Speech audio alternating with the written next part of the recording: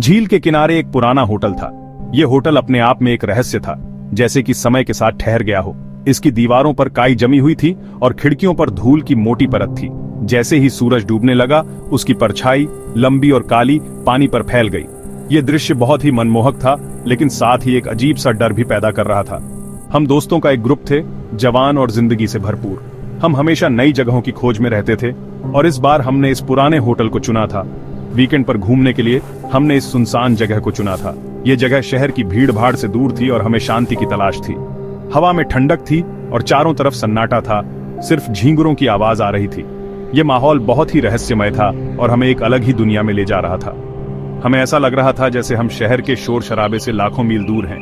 ये एक ऐसी जगह थी जहां हम अपने आप को खोज सकते थे और अपनी आत्मा को शांति दे सकते थे। लकड़ी के फर्श और पुरानी फर्नीचर के साथ इस होटल का अपना एक अलग ही आकर्षण था। हर कोने में एक कहानी छुपी हुई थी और हर वस्तु अपने आप में एक इतिहास थी। ये बीते हुए जमाने की कहानियों और भूले हुए राजों की याद दिलाता था। ऐसा लगता था जैसे इस होटल ने कई पीढ़ियों के रहस्यों को अपने अंदर समेट रखा हो।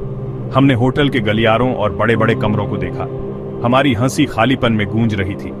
हर कदम पर हमें एक नई खोज का एहसास हो रहा था। होटल का केयरटेकर, एक बूढ़ा आदमी जो बहुत कम बोलता था, हमें हमारे कमरे तक ले गया। उसकी आंखों में एक अजीब सी चमक थी, जैसे कि वह हमारे आने का इंतजार कर रहा हो। वो होटल की कहानियों का एक खामोश रक्षक लग रहा था, मानो इसी माहौल में घुल मिल गया हो। उसकी मौनता में भी एक गहरा रहस्य छुपा हुआ था, जो हमें और भी उत्सुक बना रहा था। पहली रात बिना किसी घटना के गुजर गई। हम सबने सोचा था कि यह एक साधारण रात होगी, लेकिन इस पुराने रहस्यमयी हवेली में कुछ भी साधारण नहीं था। हवेली की दीवारों में छिपे रहस्य और कहानियां हमें धीरे धीरे अपनी ओर खींच रहे थे। हमने भव्य डाइनिंग हॉल में खाना खाया। यह हॉल अपने आप में एक कहानी कहता था। उसकी हर दीवार, हर कोना इतिहास की गवाही दे रहा था। खाने की मेज पर रखे पुराने बर्तन और कटलरी हमें एक अलग ही युग में ले जा रहे थे। उस बड़े से हॉल में हम ही अकेले मेहमान थे। चारों ओर की खामोशी और पुरानी चीजों की गंध ने माहौल को और भी रहस्यमयी बना दिया था। ऐसा लग रहा था जैसे हम किसी भूतिया कहानी का हिस्सा बन गए हों। चूल्हे में आग जल रही थी, जिसकी लपटें दीवारों पर नाच रही थीं। उन लपटों की परछाइयां दीवारों पर अजीब अजीब आकृतियां बना रही थीं, जो हमें और भी बेचैन कर रही थीं। हमने कहानियां सुनाई, चुटकुले सुनाए और जल्द ही हम सब एक दूसरे के साथ घुल मिल गए। लेकिन उन कहानियों और चुटकुलों के पीछे एक अजीब सी बेचैनी छिपी हुई थी, जिसे हम सब महसूस कर रहे थे। फिर भी जब हम अपने अपने कमरों में गए तो मुझे बेचैनी महसूस हो रही थी। ऐसा लग रहा था जैसे कोई अदृश्य शक्ति हमें देख रही हो, हमारे हर कदम पर नजर रख रही हो। सन्नाटा अब और गहरा और भारी लग रहा था। हर छोटी सी आवाज, हर हलचल हमें और भी डरा रही थी। ऐसा लग रहा था जैसे हवेली की दीवारें भी हमारे डर को महसूस कर रही हों। खिड़कियों की दरारों से ठंडी हवा आ रही थी। वह हवा हमारे शरीर को कंपा रही थी और हमारे दिलों में डर को और भी गहरा कर रही थी। हर झोंका हमें और भी असहज कर रहा था। मैंने अपने चारों ओर कंबल कसकर लपेट लिया और डर को भगाने की कोशिश की, लेकिन वह डर मेरे मन में गहराई तक बैठ चुका था। हर छोटी सी आवाज मुझे और भी डरा रही थी। मेरे दोस्त भी पहले से ज्यादा शांत लग रहे थे। उनके चेहरों पर घबराहट साफ दिखाई दे रही थी। हम सबने एक दूसरे की ओर देखा और समझ गए कि हम सब एक ही डर से गुजर रहे थे। कुछ देर पहले की हंसी अब एक धुंधली याद लग रही थी। वह हंसी अब हमें और भी दूर लग रही थी, जैसे वह किसी और समय की बात हो। हम सबने महसूस किया कि इस हवेली में कुछ तो ऐसा है जो हमें चैन से नहीं रहने देगा। अचानक हवा के एक झोंके ने खिड़कियों को हिला दिया और मैं अपनी सोचों से बाहर आ गया। बिजली चली गई और कमरा अंधेरे में डूब गया। हम सबके मुंह से चीख निकल गई। तूफान जो पूरी शाम से मंडरा रहा था, आखिरकार आ गया था। तभी हमने उसे सुना। गलियारे के आखिर से एक धीमी, लगातार खटखटाहट की आवाज आ रही थी। ये एक धीमी, सोची समझी आवाज थी, जैसे कोई या कुछ हमारे दरवाजे के बाहर चहलकदमी कर रहा हो। हमारी रूह कांप उठी। हम एक दूसरे के करीब आ गए। डर ने हमें उस घुटन भरे अंधेरे में एक दूसरे से बांध दिया था।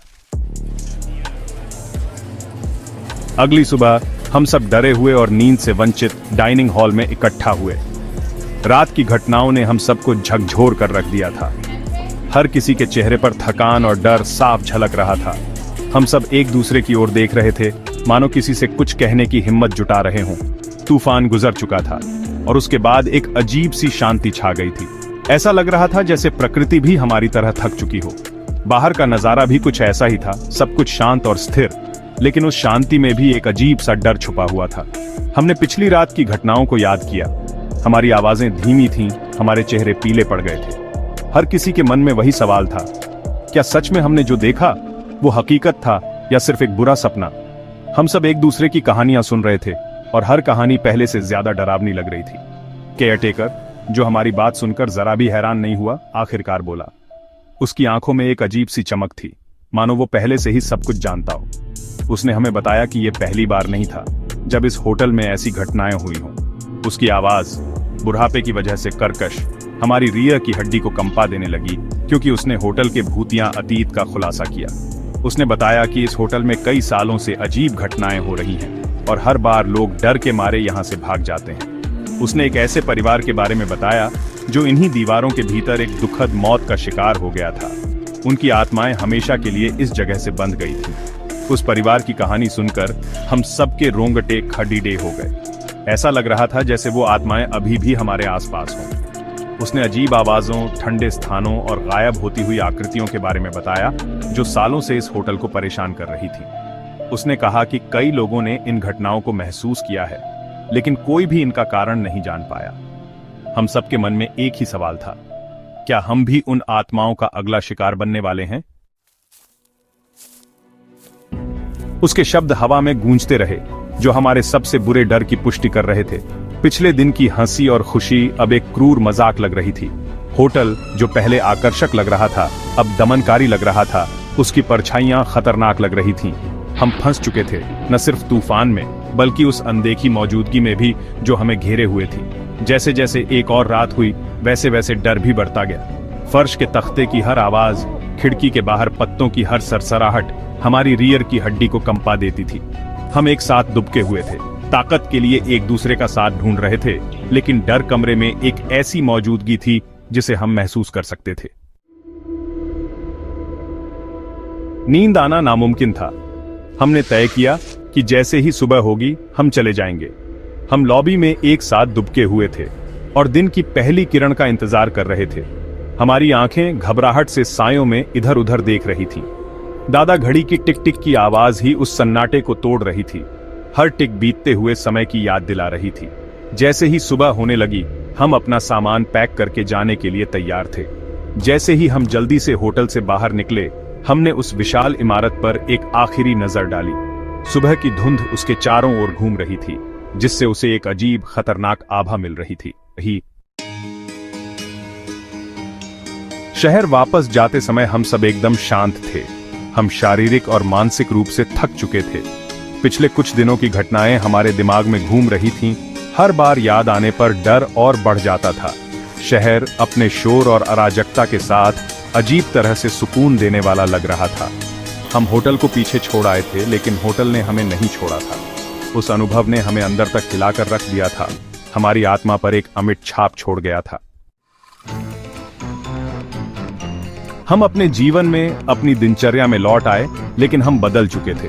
उस वीकेंड की याद, भूतिया दस्तक और बेचैन करने वाली मौजूदगी की याद एक साए की तरह हमारे साथ रही। हमारी हंसी में पहले जैसी बेफिक्री नहीं रही, हमारी मुस्कान में पहले जैसी चमक नहीं रही। हमारा सामना किसी ऐसी चीज से हुआ था जो अकथनीय थी, जो तर्क और कारण से परे थी। इसने हमें अपनी समझ से परे एक ऐसी दुनिया की संभावना का सामना करने के लिए मजबूर कर दिया था। एक ऐसी दुनिया जहां जीवित और मृत के बीच का पर्दा पतला था। सवाल बाकी है, उस रात हम झील के किनारे उस जगह पर किससे मिले थे? क्या यह महज हमारी कल्पना थी, जो तूफान और बूढ़े केयरटेकर की कहानियों से प्रेरित थी? या हम सचमुच अपनी समझ से परे एक ऐसी दुनिया में कदम रख चुके थे, एक ऐसी दुनिया जहां अलौकिकता का राज था? इसका जवाब उस धुंध की तरह जो झील से चिपकी हुई थी, मायावी बना हुआ है, जो हमारी दुनिया के सायों में छिपे रहस्यों की याद दिलाता है।